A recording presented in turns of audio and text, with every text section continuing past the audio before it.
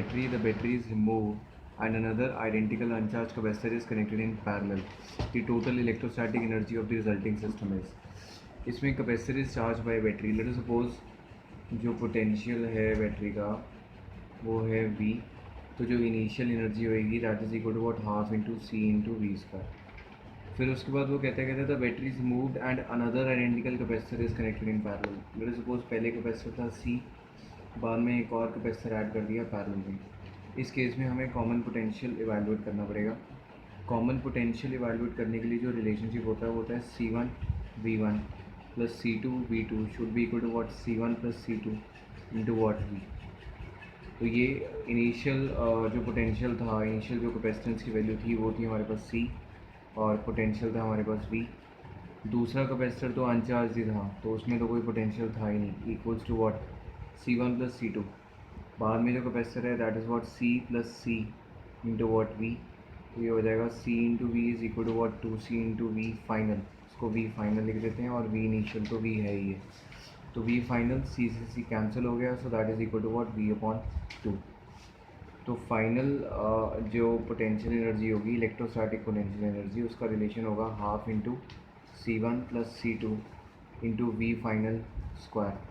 Half into C1 plus C2 दोनों capacitors की value C थी तो ये 2C बन गया.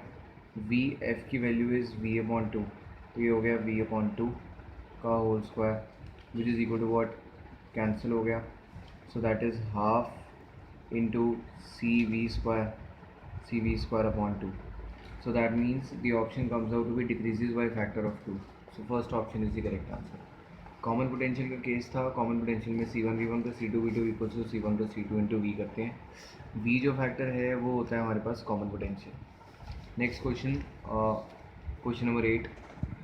In a common emitter transistor amplifier, the audio signal voltage across the collector is 3 volts. The resistance of collector is 3 kilo ohms. Resistance of collector की resistance मतलब r c की value वो कितनी दी हुई है 3 kilo ohms which is equal to what 3 into 10⁻³ ohms. If current gain को हम बीटा के साथ डिनोट करते हैं that is equal to what 100. And the base resistance input resistance उसकी वैल्यू दी हुई है 2 kilo ohms which is 2 into 10⁻³ ohms. कहते हैं दी base resistance is 2 kilo ohm. The voltage and power gain of the amplifier. Voltage gain, जब हम voltage gain evaluate करते हैं तो voltage gain is output voltage upon input voltage. Output voltage means IC into load resistance या फिर collector resistance. Input voltage means IB into r input या फिर base resistance. IC upon IB और RC अपॉन RN. RC collector resistance की value है 3 into 10⁻³. R इन की value है 2 इंटू 10⁻³. करंट गेन की वैल्यू यहाँ पे दी हुई है हमें 100, तो ये हो गया 100. So the option comes out to be equal to voltage gain ये आ जाएगा 150. This approximately 150. जब पावर गेन हमने एवेलुएट करना है, पावर गेन के केस में सिर्फ ये IC स्क्वायर इंटू RC हो जाएगा. IC square into RC upon IB square into RN, because power का रिलेशनशिप होता है I स्क्वायर इंटू R. तो ये हमारे पास आ जाएगा 15,000. So B part is the right answer. So this was question number 8 in NEET 2017. And we move on to question number 9. Question number 9 is based upon indicator diagram. Indicator diagrams are the diagrams between pressure and volumes. Y axis पे pressure दिया हुआ है, X axis पे volume दी हुई है. इस question को देख के ही पता लग रहा है कि आइसोकोरिक प्रोसेस, ये जो फर्स्ट प्रोसेस है इसमें वॉल्यूम कांस्टेंट है, isochoric process. Fourth process is actually isobaric process है क्योंकि इसमें प्रेशर की वैल्यू इज़ कांस्टेंट. तो इसमें जो करेक्ट ऑप्शन हमारे पास आती है वो आती है third, P to D. First is D isothermal. Then we have Q to B. Q is B that is isobaric. तो ये यहाँ पे हमारे पास रिलेशंस देख के सीधा सीधा जो है डायग्राम बेस्ड क्वेश्चन है.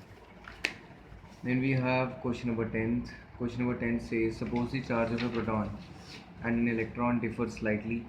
One of them is minus E, the other is E plus delta E. That means one of them is E, first charge Q1, let us suppose minus E.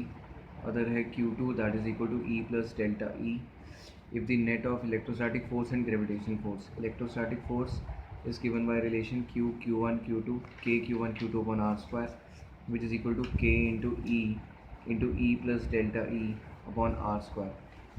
This is equal to gravitational force. Gravitational force का relation होता है E plus delta E upon r square.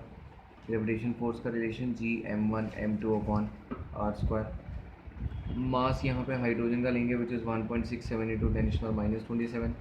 तो यहाँ पे दोनों values put करोगे 1.67 into 10⁻⁻27. तो जब कैलकुलेशंस को सॉल्व करोगे तो डेल्टा ई की वैल्यू वैल्यूट करनी है and delta e is of the order of. तो वो जो डेल्टा ई की वैल्यू है that comes out to be approximately equal to 10⁻⁻37 coulombs. Question में ये दिया हुआ था suppose the charge of a proton and electron differ slightly, one of them is minus e, the other is e plus delta e. If the net of electrostatic force का net और gravitation force का net दोनों के equal थे तो दोनों values को हमने क्या कर दिया, इक्वेट. ठीक है. तो next we have question number 11. Very simple question. 10th class में बच्चे ये क्वेश्चन सॉल्व करते हैं. The resistance of a wire is R ohms. If it is melted and stretched to n times its original length, its new resistance will be straight away n square r. क्योंकि होता क्या है कि जब तुम उसको स्ट्रेच करोगे तो जो उसकी लेंथ होएगी वो तो n टाइम्स बन जाएगी, लेकिन जो एरिया होगा वो n टाइम्स रिड्यूस हो जाएगा.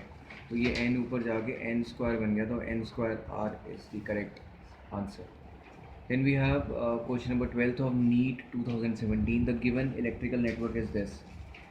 ये जो हमारे पास गेट है, this gate is equal to nor gate. ये वाला जो गेट है, this gate is also equal to what, nor gate. तो नॉर गेट अगर दो कंबाइन हो गए, इसका मतलब इसका जो रिजल्टेंट है वो किसके इक्वल आ गया, और गेट के.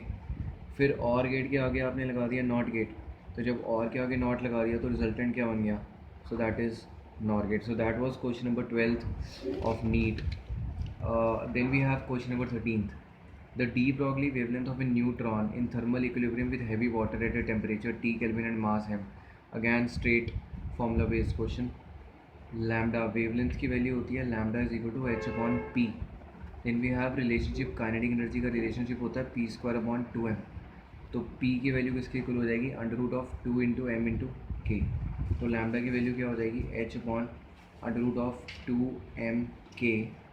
k की वैल्यू हमें पता है it is equal to 3/2 kT where k is Boltzmann constant. इस वैल्यू को यहाँ सब्स्टिट्यूट करते हैं तो ये हो जाएगा lambda is equal to h upon under root of 2m into 3/2 kT.